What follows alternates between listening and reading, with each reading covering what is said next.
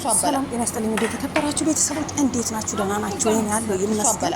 እንግዲህ ቤተሰብ ለዚህ ተጠያቂ ኤፍሬምና ሩታ ነች ብዬ ነበርና አንዳንዶቻችሁ በየቤታችሁ ማለት ነው ሄርሜላና ተጠያቂ ነው። ምክንያቱም ሰው በአይኑ እያየ እንዴት ነው ሰው ተጠያቂ የሚያደርገው ማለት ነው።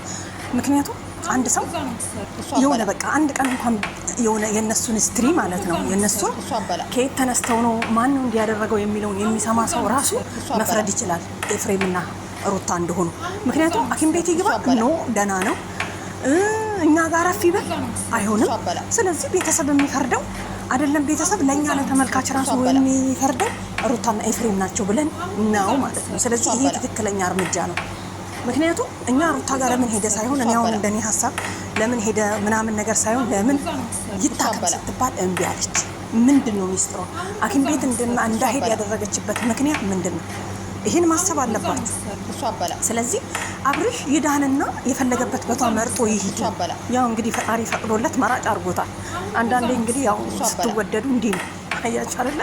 በሁለት ሴቶች ተጠምዶ አብርሽ በመሀል እንግዲህ በሽተኛ ሆኖ አንዳንድ ጊዜ እንዲህ አይነት ነገሮች ያጋጥማሉና ሄርሜላ ነች የምትሉ ሰዎች ሄርሜላ እንደነገርኳችሁ አብርሽ ብቻውን ሆኖ ሲንግል ሆኖ ሩታ ትታው በከፋው ሰዓት ሄርሜላ ደረሰችለት።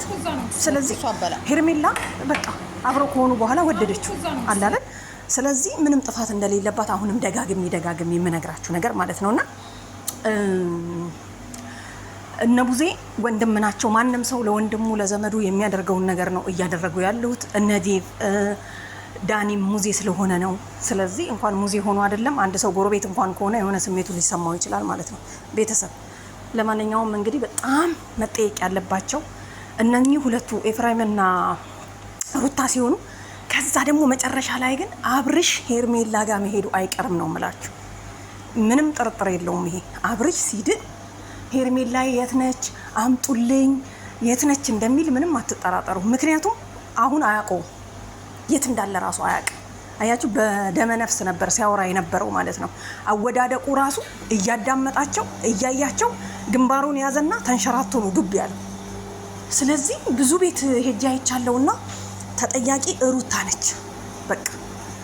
ተይዛ ከርቸሌ መግባቱ አይቀርም እንደ ህጉ ከሆነ። እነሱ ግን ፖሊስ ጣቢያም ሳይገቡ እንግዲህ አብርሽ እንትን ብሏቸው ወደ ሆስፒታል ነው የሄዱት። ሄርሚ ዛሬም የምነግርሽ አብርሽ አንቺ እንደሆነ ነው። ምንም አትጠራጠሩ በቃ።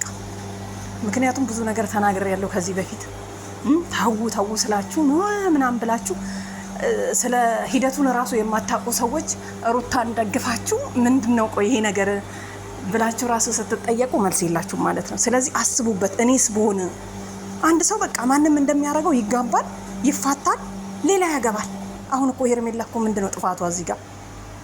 እኔ እኮ ሄርሜላ የሰው ባል ነጠቀች፣ ሄርሜላ ውሽሚት ነች ምናምን የምትሉ ሰዎች በቃ አንዴ ፍቅር ውስጥ ገብታለች። ገባችሁ? ብዙ ነገሯን ትታ ሊሆን ይችላል